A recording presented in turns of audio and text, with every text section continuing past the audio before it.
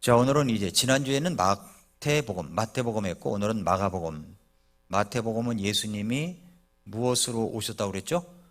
왕으로 오셨다고 그랬죠? 왕으로 오신 예수 그리스도. 마가복음은 무엇으로 오셨다고요? 종으로 오신 그리스도. 그래서 마태와 마가는 이렇게 이제 극단적으로 나누어져 가지고 왕, 종의 모습을 이야기하고 있습니다. 근데 마가복음의 기자가 누구일까요? 물어보나 마나 마가겠죠. 그죠? 마가입니다. 저자라고 하지 않고 기자라고 하는 이유가 있습니다. 왜냐하면 저자는 성령님이십니다. 기자는 기록한 사람을 이야기하는 겁니다. 받아서 기록한 사람을 말하죠. 그래서 베드로후서 1장 20절 21절에 보면은 먼저 이것을 알라. 즉 성경 기록의 대언은 결코 어떤 사적인 해석에서 나지 아니하였나니 대언은 옛적에 사람의 뜻에 의해 나오지 아니하였고 오히려 하나님의 거룩한 사람들은 성령님께서 자기들을 움직이시는 대로 말하였느니라. 그러니까 성령님께서 움직이시는 대로 한 것이기 때문에 저자는 성령님, 기록한 사람은 사람별로 다르게 되어 있습니다. 마가는 그렇게 성령님께서 마가가 가진 인격과 특성을 통해서 그를 움직여 기록하게 하신 것입니다. 마가를 뭐라 하냐면 마가 이름이 마가 요한이에요. 마가 요한.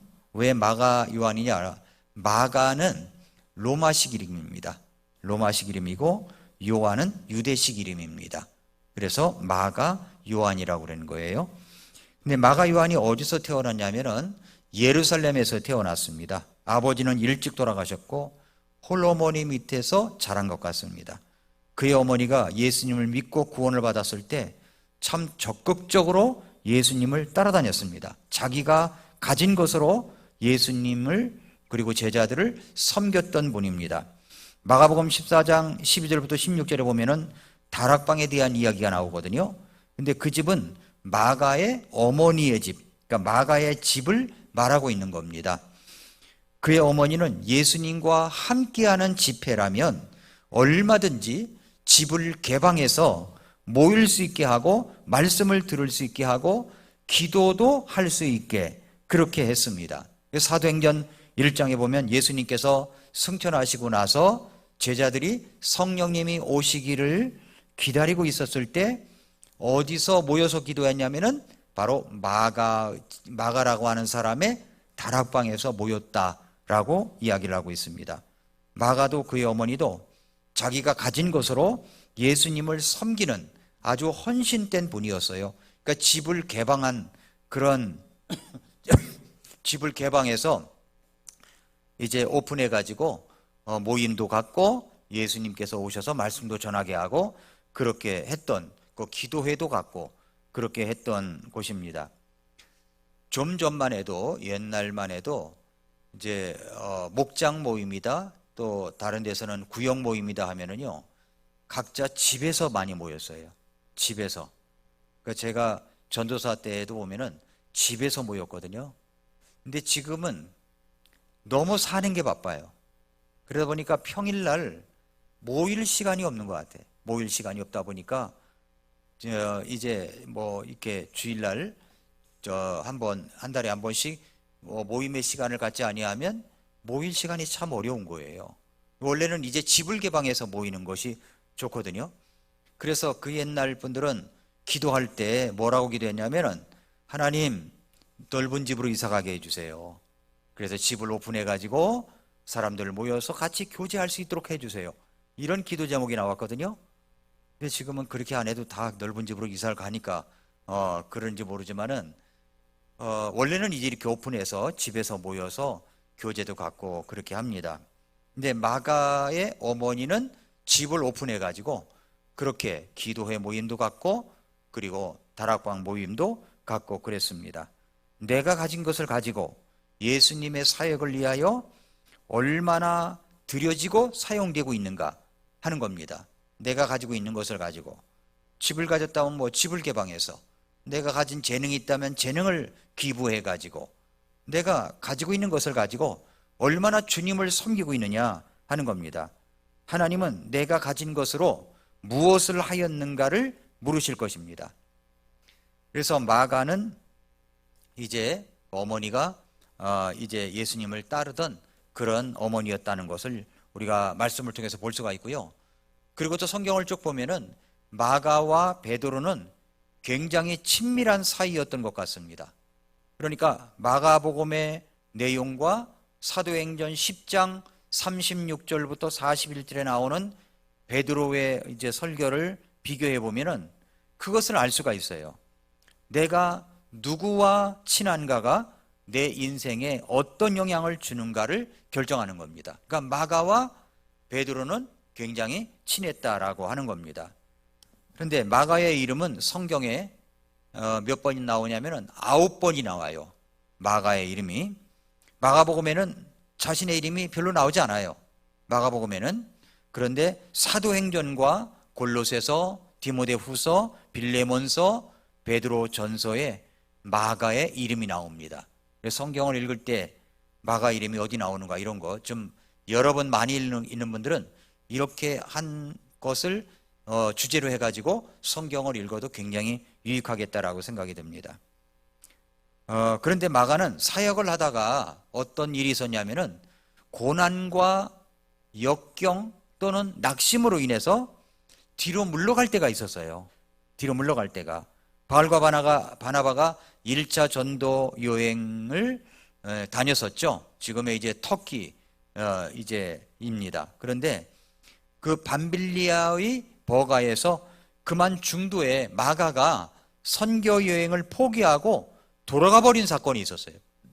가버렸어요, 집으로. 아마도 추측하건대 사역의 힘듦과 고난으로 인해서 너무 낙심해서 그런 것이 아닌가 싶습니다. 제가 알고 있는 목사님이 한 분 계시는데 어느 날 전화 통화하는데 자기 전도사가 없어졌다는 거예요. 어디로 갔냐 그랬더니 며칠 뒤에 연락이 됐는데 동해안에 가 있다고 그러더라는 거예요. 결국은 사역을 그만뒀어요. 결국은 힘들면 힘들다고 와서 이야기를 하고, 그러면 목사님이 교통비라도 줘서 가서 쉬었다 와라, 그렇게 할 수 있잖아요. 근데 혼자 생각에 골몰하다가 그냥 가버린 거예요. 그러니까 마가도 그렇습니다. 마가도 보니까 힘들었겠죠. 사역이라는 게 만만한 게 아니잖아요. 근데 힘들었겠죠. 그러니까 중도에 가버린 거예요. 중도에 가버린 거예요. 그런 일이 있었습니다.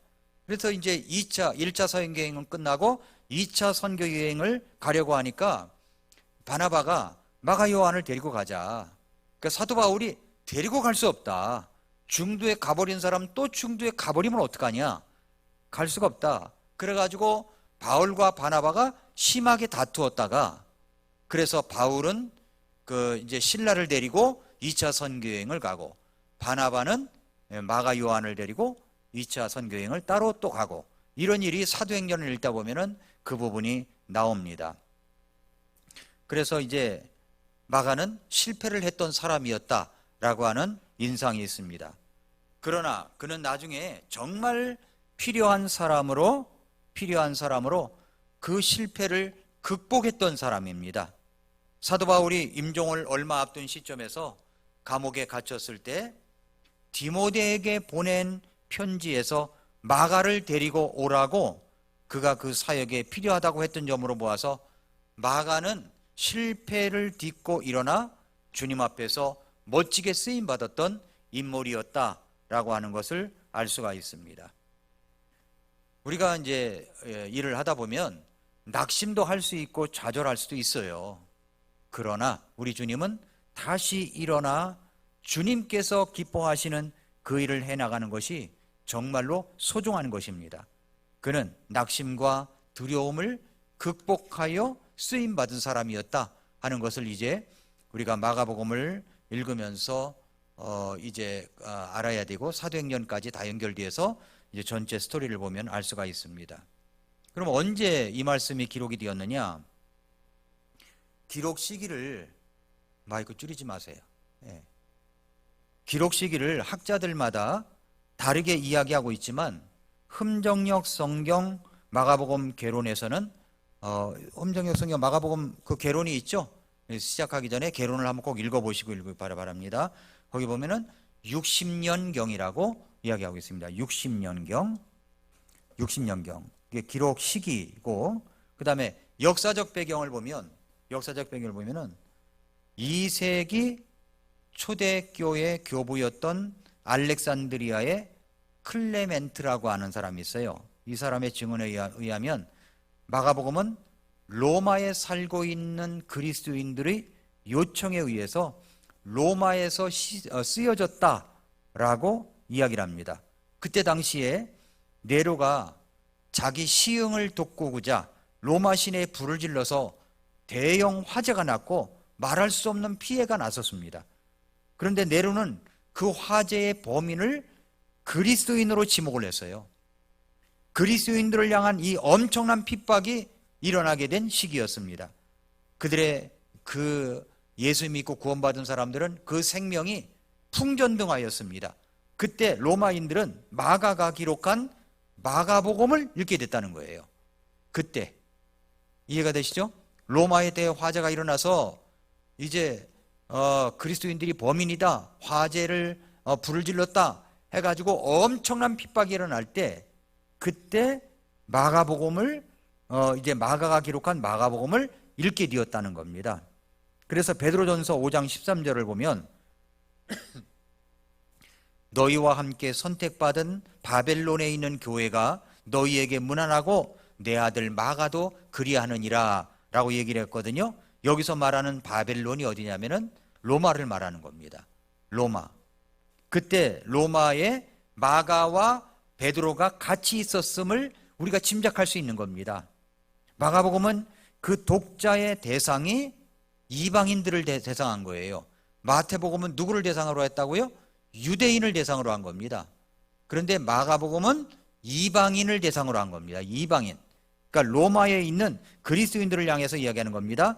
그들은 얼마나 간절한 마음으로 하나님의 말씀을 받았겠습니까? 핍박 속에서, 어려움 속에서 그 정말 어려움 속에서도 말씀을 받게 된 거죠. 오늘 신문에 보니까 이런 이야기가 나와 있습니다. 북한에는 우리나라로 따지면 교도소라고 하는 것이 무슨 뭐라고 하는데, 북한에 그런 교도소가 있습니다. 그런데 이번 코로나 때 중국 국경을 막아놨기 때문에 물자가 들어오지 않아 가지고 700명이 아사로 죽었다는 이야기가 들려오고 있습니다. 세상에 이런 나라가 다 있습니까? 이런 곳이 다 있습니까? 미사일을 갖다가 쉴 새 없이 쏘아대면서 그 미사일 한 방, 두 방 값이면 그 어려운 국민들을 갖다가 먹여 살릴 수 있는데도 불구하고 그렇다는 거예요. 북한에 있는 그리스도인들은 예수님을 믿는 것이 어떻게 믿느냐면 목숨을 걸고 믿는 겁니다. 예배를 드리고 싶어가지고 지하에 곳곳에 숨어가지고 그렇게 예배를 드리고 있습니다. 우리나라처럼 이렇게 자유로운 게 아니에요. 그들은 목숨을 걸고 예배를 드리고 있습니다. 이 로마에 있는 그리스도인들도 목숨이 의태로운 상황 속에서 자기들을 위로해 줄 수 있는 말씀을 찾고 있었는데, 그때 마가가 보낸 이 복음서가 오게 된 겁니다. 그래서 이 말씀을 읽으니까 얼마나 힘이 됐겠습니까? 그러니까 마가는요, 이야기하고 싶은 것이 있었어요. 이야기하고 싶은 것이 있어가지고 1장 1절에 그냥 시작을 하는데 뭐라고 하냐면은 하나님의 아들 예수 그리스도의 복음의 시작이라 하면서 얼마나 지금 무슨 급한 일이 있는 사람처럼 아주 급하게 이 말씀을 시작하고 있는 것을 볼 수가 있습니다. 그래서 마가는 구약을 단 한 번만 이용을 했어요. 한 번밖에 인용을 하지 않았어요. 그리고 수많은 라틴어 문구를 사용했습니다. 그리고 아람 표현이나 유대인 관습은 설명을 꼭 달아놨어요. 설명을. 그리고 성전을 내 집은 모든 민족들에게 기도하는 집이라고, 불리리라고 그렇게 이야기를 해놨습니다. 기록을 해놨어요. 이런 것들을 보면은 독자가 유대인이 아니라 이방인이라는 것을 뒷받침하고 있다는 겁니다. 왜냐하면 설명을 꼭 붙이고 있으니까. 지금 우리에게 주어진 이 성경은 어떤 사람이라도 차별하지 않고 모두 읽을 수가 있고 모두 믿을 수 있는 성경으로 주어졌습니다. 그것도 우리는 세례가 아니라 침례로 되어 있고 구절구절마다 빠져있는 없음이 없는 성경, 정확하게 번역된 이 킹제임스 훈병역 성경을 우리가 갖고 있습니다. 그래서 성경을 읽어나가야 되는 겁니다. 성경을 잘 읽어나가야 돼요. 우리가 성경 일독 클럽도 하고 있지만은 그렇게 성경을 읽어나가는 것이 이것이 루틴이 되어버리면은요 대단한 게 되는 겁니다. 말씀이 내 것이 되는 거예요. 그 다음에 이제 기록 목적이 뭡니까? 기록 목적? 마가복음 1장 1절이 나오네요. 하나님의 아들 예수 그리스도의 복음의 시작이라. 두 가지를 뚜렷하게 이야기를 하죠. 하나는 하나님의 아들을 이야기합니다. 마가복음은 이 이야기부터 하고 싶어서 견딜 수 없는 것처럼 시작하자마자 제일 먼저 이렇게 시작합니다. 하나님의 아들 예수 그리스도의 복음의 시작이라. 하나님의 아들을 소개하고 싶어 한 것입니다. 하나님의 아들을 소개하고 싶어 하는 거예요. 또 하나는 예수 그리스도의 복음의 시작에 대해서 말씀하십니다. 하나님의 아들 예수 그리스도의 복음의 시작이다. 그 사람들은 자기가 평소에 생각하던 것을 먼저 꺼내고 싶은 것들이 있잖아요. 만나자마자 하고 싶은 말부터 하지 않습니까? 그냥 서론 다 빼버리고 하고 싶은 말부터 꺼내잖아요. 마가도 그랬습니다. 그래서 마가는 자신을 구원하신 주 예수 그리스도의 놀라운 은혜를 먼저 선포하고 시작하고 싶었던 것입니다. 그래서 하나님의 아들 예수 그리스도의 복음의 시작이다 그러면서 시작을 그렇게 한 겁니다. 마가의 심정을 여러분 아시겠습니까? 예수 그리스도를 믿고 구원받은 첫사랑의 감격과 감동을 아십니까? 구원받고 나면은요 이 감동을 전하고 싶어가지고 말하고 싶어서 견딜 수가 없잖아요. 그래서 만나는 사람을 붙들고서 이야기하지 않습니까? 만나는 사람 붙들고 이야기합니다.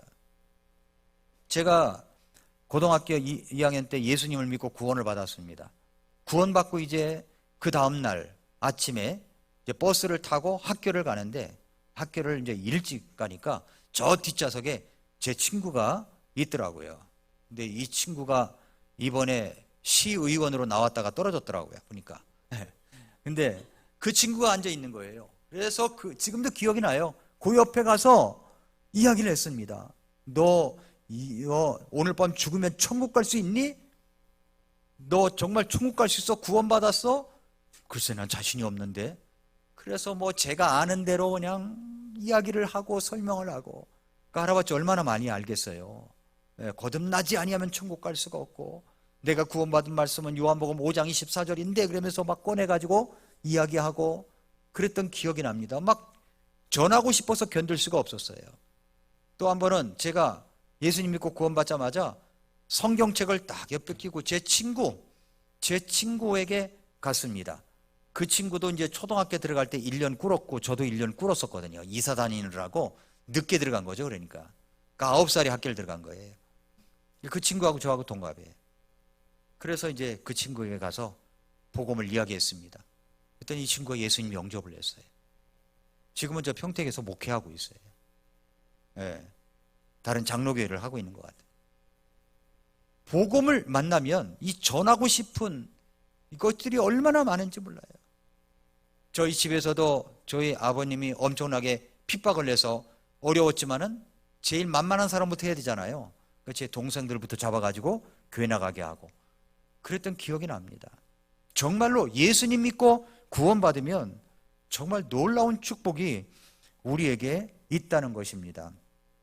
그래서 우리가 이제 요한복음에 보면은 사마리아 여인이 우물가에 물을 길러 왔다가 예수님을 만나죠.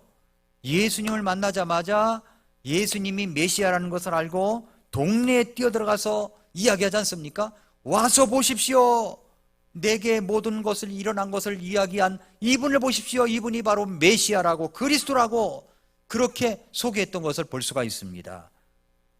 그리고 많은 사람들이 예수님을 만나러 왔던 그런 기록이 있습니다.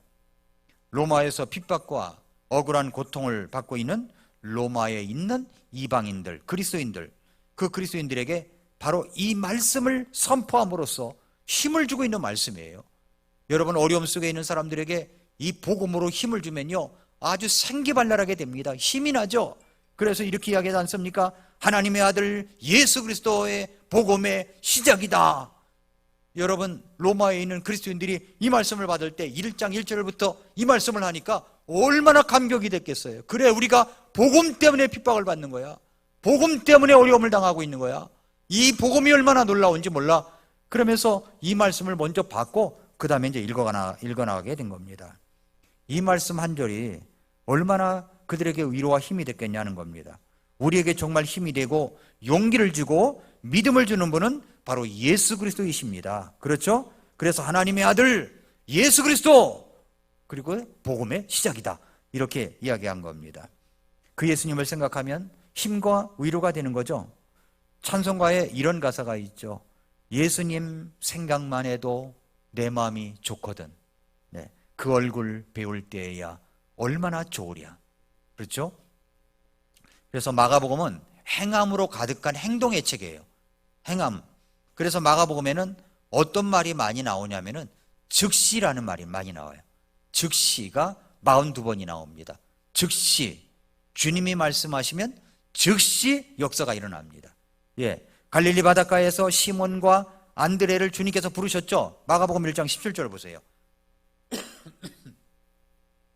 마가복음 1장 17절. 예수님께서 그들에게 이르시되 너희는 나를 따라오라. 내가 너희를 사람들을 낳는 어부가 되게 하리라 하시니. 그랬어요. 그랬더니 18절에 뭐라고 그랬습니까? 즉시 그들이 자기들의 그물들을 버려두고 그분을 따르니라. 즉시 그랬죠. 즉시 했어요. 주님께서 제자들을 부르실 때도 그랬어요. 1장 20절에 보니까 즉시 그분께서 그들을 부르시니. 그렇죠? 즉시라는 말이 또 나오죠. 예수님께서 가버나움의 회당에 들어가서 가르치실 때 부정한 영이, 그러니까 더러운 막이 들린 사람이 난입하여 막 소리를 질렀습니다.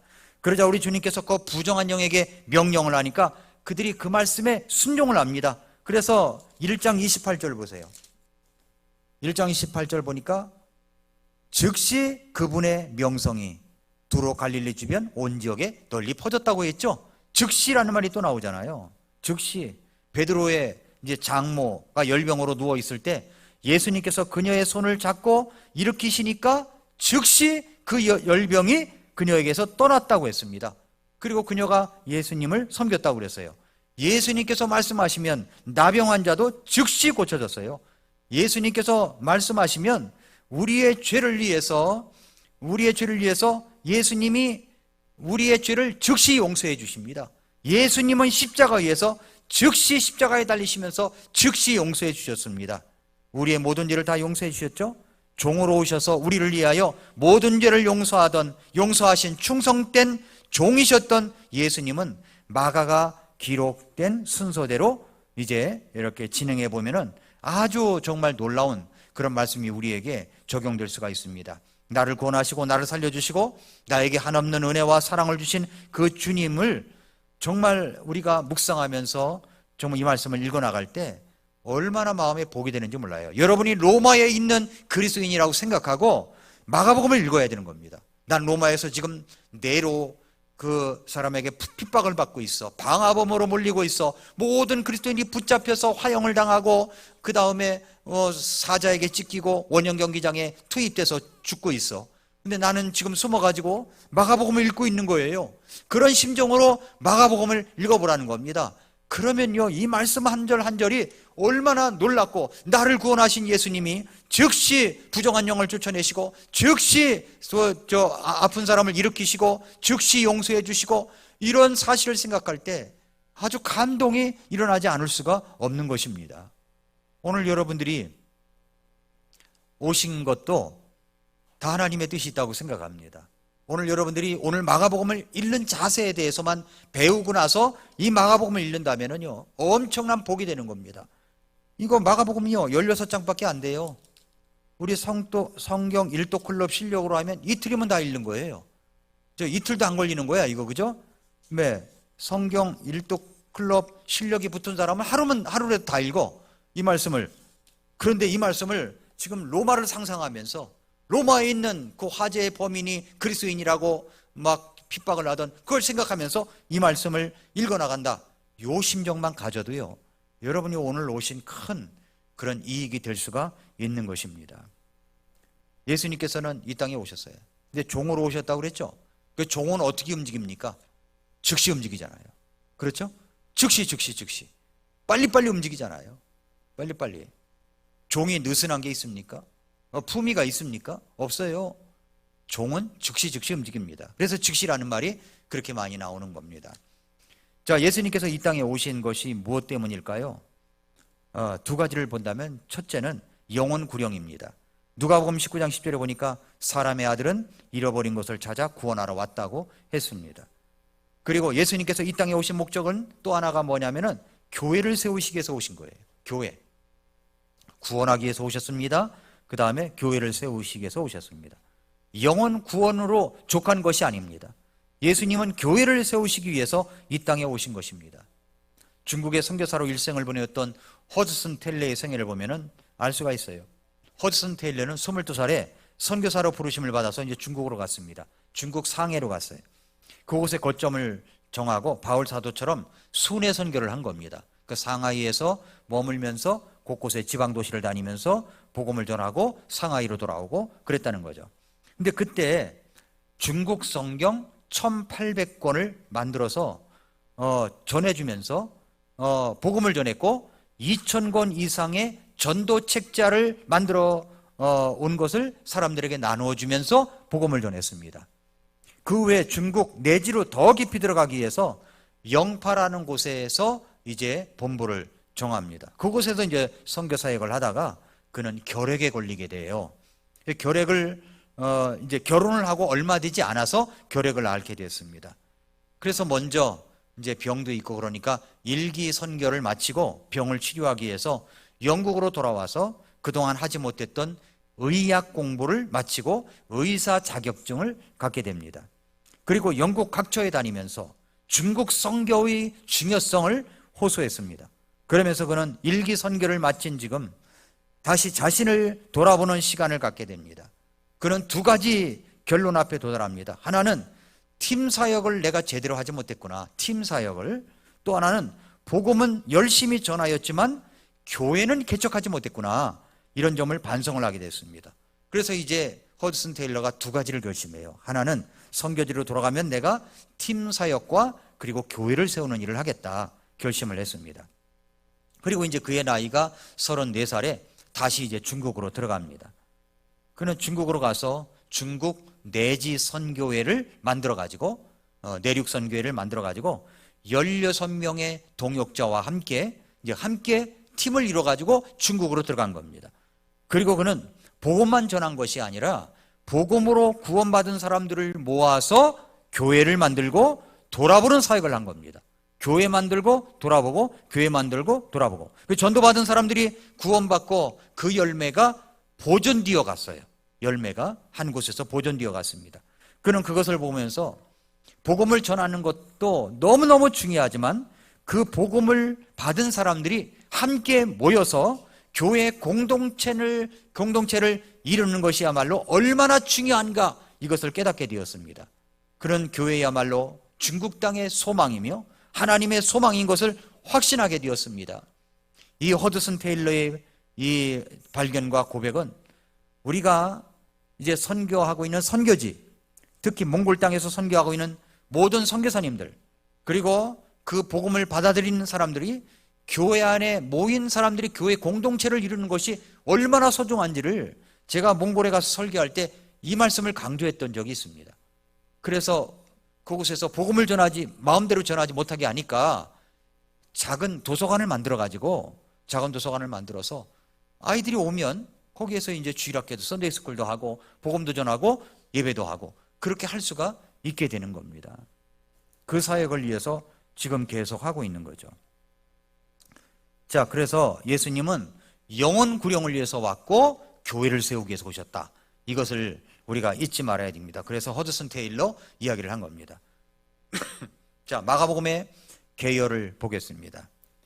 계열을 이제 세 군데로 나눈다면 1장 1절부터 8장까지는 8장 26절까지는 우리들의 종이라는 주제로 쓰여진 것이고 8장부터 10장까지는 제자들의 종, 11장부터 16장까지는 세상을 위한 종의 희생에 대해서 이야기하고 있습니다. 그래서 이 아웃라인 계열을 보시고 또 여러분이 로마에 있는 그리스도인이라 생각하면서 성경을 읽어나가면 마가복음이 훨씬 더 여러분 마음속에 새겨지게 될 것입니다. 자, 마가는 하나님께 쓰임받은 사람이었죠. 근데 어떻게 하였길래 그렇게 쓰임받을 수 있는 사람이 될 수 있었는가 하는 것을 제가 몇 가지만 이야기하고 말씀을 마치겠습니다. 첫째로는 복음이 있었기 때문입니다. 복음. 마가복음 1장 1절에 그랬습니다. 하나님의 아들 예수 그리스도의 복음의 시작이라. 그러니까 마가는 복음의 시작이 있는 제자였습니다. 마가는 복음의 경험이 분명하게 있는 제자였죠. 그러니까 복음이 없는 사람이 복음을 이야기할 수가 없어요. 복음을. 제가 언젠가 중국 북경에 가서 주일날 설교한 곳은 가정교회였어요. 이 가정교회가 한 10여 명이 모였습니다. 복음에 대한 진지함이 없이 그들이 모일 수 있겠습니까? 그것도 숨어서 예배드리는데 마가는 복음서를 기록하면서 복음의 시작이라고 빠르게 시작하면서 그 끝도 복음으로 끝을 맺고 있다는 겁니다. 마가복음 16장 15절 16절에 보니까 그분께서 그들에게 이르시되 너희는 온 세상으로 가서 모든 창조물에게 복음을 선포하라. 믿고 침례를 받는 자는 구원을 받을 것이나 믿지 않는 자는 정죄를 받으리라. 그러니까 복음과 구원과 침례에 대해서 이야기를 함으로 마무리하는 것을 볼 수가 있습니다. 그렇다면 우리에게는 뭐가 있습니까? 복음이 있습니까? 복음? 복음이 있습니까? 복음의 시작이 있었습니까? 그런 사람들에게는 자신에게 복음이 있다는 사실을 드러내지 않을 수가 없는 거예요. 그 복음의 시작이 없는 사람에겐 하나님과 상관이 없는 사람이 되는 것입니다. 복음의 시작이 있기 때문에 복음서가 기록될 수 있었듯이 나에게도 복음의 시작이 있어야 복음의 인생이 기록될 수가 있는 것입니다. 우리가 처음 예수님을 믿고 나면 물불 가리지 않고 복음을 전해요. 근데 시간이 오래되다 보면요, 이걸 가려지는 현상이 있는 것 같아요. 저 사람이 어떻게 생각할까? 막 고려하고 생각하고 그러지 않습니까? 그러나 정말 복음의 열정이 있으면 그런 거 생각하지 않아요. 그냥 복음을 전하는 겁니다. 마가복음에는 인생의 기적들도 기록되어 있습니다. 삶의 아픔 속에서 하나님의 의로하심의 역사도 기록되어 있습니다. 하나님께서 부르시는 내용도 있습니다. 부정한 영이 쫓겨나는 일도 있습니다. 많은 병자들도 고치셨습니다. 죽은 자도 살리는 역사가 있었습니다. 두려움의 문제도 해결해 주시는 내용도 있습니다. 근데 복음의 시작이 있으면 이런 인생의 역사가 펼쳐진다는 거예요. 복음의 역사가 있어야 되는 겁니다. 그래서 복음으로 마무리할 수 있는 삶이 될 수가 있는 것입니다. 마가가 그래서 쓰임받은 거예요. 우리도 마찬가지입니다. 복음의 시작이 있어야 되고 복음의 마침이 있어야 됩니다. 복음을 전해야 되는 거죠. 그 다음에 두 번째는 마가는 복음에 대한 열정 있는 제자였다는 거예요. 열정. 식어지지 않는 열정. 예. 오늘 1장 1절에도 그랬잖아요. 하나님의 아들 예수 그리스도의 복음의 시작이라. 1장 1절 그렇게 시작합니다. 그러나 다른 복음서를 보면은요, 어떻게 시작하고 있습니까? 마태복음은 왕의 족보부터 이야기합니다. 아브라함이 이삭을 낳고 이삭이 야곱을 낳고 야곱이 누구를 낳고 계속 그렇잖아요. 누가복음은 누가가 데오빌류라는 사람에게 예수 그리스도에 대하여 설명하기 위하여 인사부터 시작을 합니다. 인사부터. 그 다음에 요한복음은 처음에 말씀이 계신 것에서부터 이야기를 시작합니다. 그런데 마가복음은 뭐부터 시작해요? 복음부터 시작하는 거예요. 예수 그리스도의 복음, 하나님의 아들 예수 그리스도 그 복음에 대해서 이야기합니다. 얼마나 다급하게 복음에 대해서 설명을 시작하는지 첫 절에서부터 하나님의 아들 예수 그리스도의 복음의 시작에 대해서 이야기하고 있는 것입니다. 이것은 복음에 대한 열정이 없이는 할 수가 없는 겁니다. 마가는 그렇게 복음에 대한 열정이 있었던 제자였습니다. 마가만 그렇게 복음에 대한 열정, 예수 그리스도에 대한 열정이 있는 사람이 아니었습니다. 마가는 또 한 사람의 하나님에 대한 열정이 있는 사람을 소개합니다. 그 사람이 누구냐면 바로 침례 요한이에요. 침례 요한. 그래서 1장 1절에 하나님의 아들 예수 그리스도의 복음의 시작이라 이렇게 해놓고서 침례 요한을 등장시키잖아요. 침례 요한. 마가복음 1장 2절 보세요. 대언자들의 길에 보라, 내가 내 사자를 네 얼굴 앞에 보내노니 그가 네 앞에서 네 길을 예비하리라. 광야에서 외치는 자의 소리가 있어 이르기를 너희는 주의 길을 예비하라, 그분의 행로들을 곧게 하라 하고 기록된 바와 같이 요한이 광야에서 침례를 주고 죄들의 사면을 얻게 하는 회개의 침례를 선포하며 라고 얘기하잖아요. 그러면서 침례 요한, 이분도 대단한 사람인데 침례 요한에 대해서 이야기하고 있는 겁니다. 침례 요한에 대해서 이야기를 하고 있어요. 그러면서 이분이 어떤 사람이냐, 5절에부터 보니까 온 유대 땅과 예루살렘 사람들이 그에게 나가 자기 죄들을 자백하며 요르단 강 속에서 다 그에게 침례를 받았는데, 요한은 낙타탈 옷을 입고 허리에 가죽들을 띠고 메뚜기와 들꿀을 먹고 있고, 그가 선포하는데 뭐라고 그러냐면은 나보다 더 강력한 분께서 내 뒤에 오시는데 나는 몸을 부피어 그분의 신발끈을 풀 자격도 없노라. 참으로 나는 너희에게 물로 침례를 주거니와 그분께서는 너희에게 성령령으로 침례를 주시리라 하면서 예수님을 드러내는 이야기를 마가가 하고 있다는 겁니다. 그러니까 침례 요한도 하나님에 대한 열정, 복음에 대한 열정이 있었던 사람이었습니다. 마가의 열정은 그렇게 침례 요한의 열정을 소개하고 있는 겁니다. 하나님의 사랑의 열정이 없이 어떻게 복음이 우리들의 귀에까지 올 수가 있었겠습니까? 그렇죠? 누군가 이 복음에 대한 열정이 있었기 때문에 오늘 저와 여러분이 있을 수가 있는 겁니다. 그러므로 우리는 정신을 차리고 복음을 갖고 있기 때문에 복음을 전해야 된다는 거예요. 전해야 되는 거예요. 호주의 할아버지가 그 16만 명에게 복음을 전한 것이 2마디다 그랬죠? 2마디. 뭐라고 그랬습니까? 오늘 밤에 죽으면 천국 갈 수 있습니까? 당신은 구원 받으셨습니까? 오늘 밤에 죽으면 천국 갈 수 있습니까? 이 2마디, 그 말을 듣고 온 사람들이 고민하다가 예수님을 영접해서 구원받고, 그런 사람들이 수차게 많이 있다는 거 아닙니까? 그래서 마지막으로는 실제적으로 우리가 복음을 전하는 법을 알아야 됩니다. 복음을 전하는 기술. 그래서 제가 우리 교회에서 만들어진 복음 책자가 있어요. 복음이 마음에 이루어지는 구원, 이 책자가 있다고요. 이걸 여러분이 일주일에 한 번이라도, 일주일에 한두 명에게라도 이걸 전해줄 수가 있어야 됩니다. 진지하게 전해줘야 돼. 진지하게. 이걸 하면서 이걸 줄까 말까 하다가 그걸 나중에 이걸 먼저 주면은 이게 중요한지도 몰라요.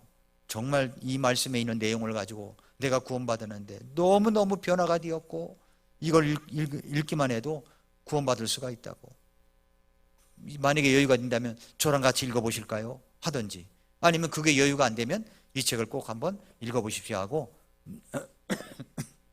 이것을 주고, 그 다음에 여러분이 조그만 자기 전화번호라도 적어서 주고, 이렇게 해서 복음을 전할 수가 있어야 되는 겁니다.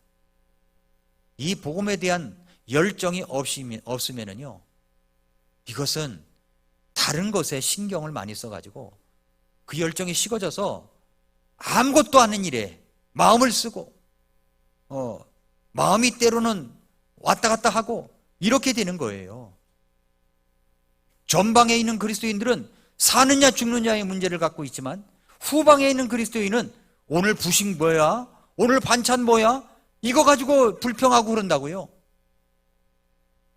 그러므로 우리는 전방에 있는 그리스도인이 되어야 되는 겁니다. 여러분 뒤에 한번 보세요. 사랑의 구령원도 한번 보십시오. 1536명, 1536도. 소금도요, 이게 대나무 통에 놓고서 1500도까지 올라가면은 9번 구운 죽염이 된답니다. 9번 죽염. 그거 먹으면 그렇게 소금이 정말 좋대요. 소금. 나중에 소금에 대한 책을 우리가 1년에 한번 후반기에 읽게 되는데, 그때 소금 이야기 하겠지만은 그렇다는 거예요. 1536명을 제가 여러분에게 억지로 적어내라고 그랬나요? 아니죠. 맞습니까? 그러면 전해야 되는 겁니다. 근데 자꾸만 두려움이 생길 수 있어요. 두려움이. 그러므로 요거를 가지고 전하십시오. 오늘 돌아가실 때 이걸 꼭 들고 가세요. 들고 가시고 전하시기 바랍니다. 그래야만 내가 살고 이웃도 살고 교회가 사는 겁니다. 우리가 하나님을 기쁘시게 하면 하나님도 우리를 기쁘게 하십니다. 하나님이 제일 기뻐하시는 일은 뭐냐? 예수님께서 이 땅에 오신 것은 영혼구령한 일, 교회를 세우는 일이라고 그랬죠? 그 두 가지 일에 우리가 관심과 애정을 쏟을 때, 우리의 모든 걸 쏟을 때 하나님이 제일 기뻐하시는 겁니다. 한 사람이 회개하여 주님께 돌아오면 회개할 것이 없는 99명을 인하여 기뻐하는 것보다도 더 기뻐하시는 분이 우리 주님이십니다. 그러므로 복음이 마음에 이루어지는 구원, 이것을 가지고 전하는 저와 여러분들이 될 수 있기를 바랍니다. 아멘입니까? 아멘. 기도하겠습니다.